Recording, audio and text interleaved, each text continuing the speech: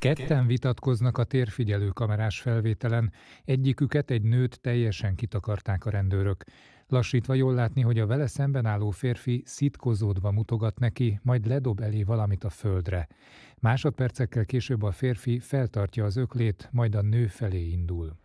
Itt a Deák téren az egyik aluljáró lépcsője mellett rögzítette az esetet a térfigyelő kamera 2 hete, többen is hívták a rendőröket. A rendelkezésre álló adatok szerint egy férfi 2024. február 29-én 5 óra körül Budapest 6. kerületében hangosan vitatkozott a barátnőjével, akit eközben több alkalommal meglökött. Ezután a nő segítségére siető másik férfira is rátámadt. A felvételen csak azt látni, ahogyan box állásba helyezkedve elindul felé. Információink szerint állon ütötte, amitől a jó szándékú járókelő súlyosan megsérült. Mentőt kellett hívni hozzá.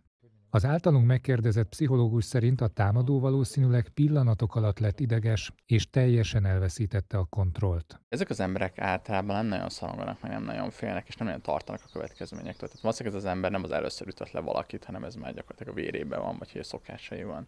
És ilyenkor nagyon agresszívé válik, nem is nagyon tud racionálisan gondolkodni. A szakember azt tanácsolja, ha valaki hasonló esetet lát, rögtön hívja a rendőröket, ha pedig beavatkozna, ne egyedül tegye. Gyűjtsünk magunk körül embereket. Tehát mondjuk én, mint tanú, kezdjek el ordítani, hogy valakit bántanak, és akkor csoportosan menjünk oda. A Deák téri támadót azóta sem találják, súlyos testi sértés miatt keresik. A rendőrök azt kérik, aki felismeri a videón látható agresszív férfit, tudja, hol lehet most, vagy információi vannak a támadás körülményeiről, tegyen bejelentést akár névtelenül is, hogy mielőbb elfoghassák a verekedőt.